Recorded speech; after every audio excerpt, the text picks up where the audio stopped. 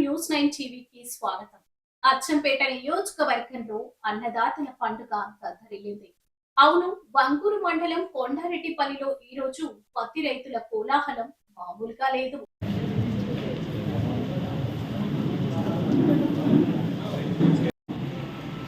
Hybrid విత్తనాలు, అది కూడా నూజివీడ్ సీడ్స్.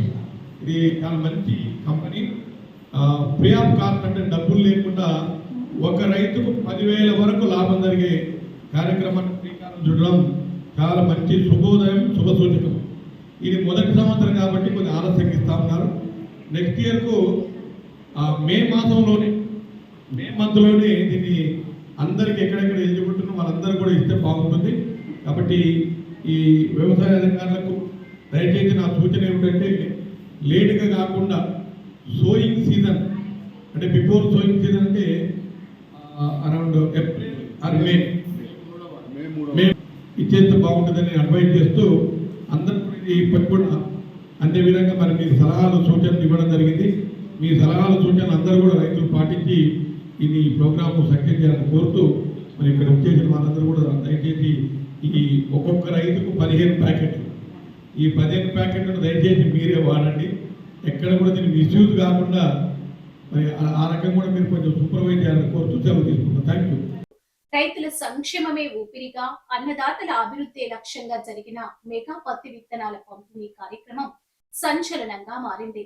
క్లస్టర్ 5 వేదికగా జరిగిన ఈ భారీ కార్యక్రమానికి ముఖ్య అతిథులుగా దిగివచ్చారు అచ్చంపేట ఆశా జ్యోతి డైనమిక్ ఎమ్మెల్యే డాక్టర్ చిక్కుడు వంశీకృష్ణ.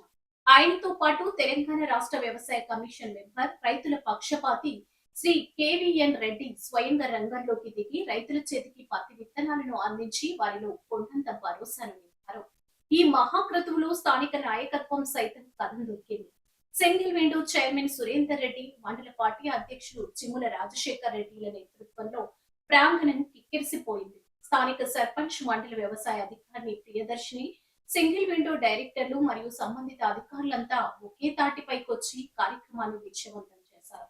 సకాలంలో విత్తనాలు, సంబరంలో రైతులు, భారీ సంఖ్యలో తరలివచ్చిన అన్నదాతలతో కొండారెడ్డిపల్లి పండుగ వాతావరణాన్ని కల్పించింది. రైతుల ముఖాల్లో చిరునవ్వులు పూయిస్తూ అచ్చంపేట నియోజకవర్గంలో వ్యవసాయ అభివృద్ధికి వేస్తున్న ఈ అడుగులు భవిష్యత్తులో పంటలు పండించడం ఖాయం. ఇది ఈనాటి సంచలనం. మరిన్ని అప్డేట్స్ కోసం చూస్తూనే ఉండండి న్యూస్ 9.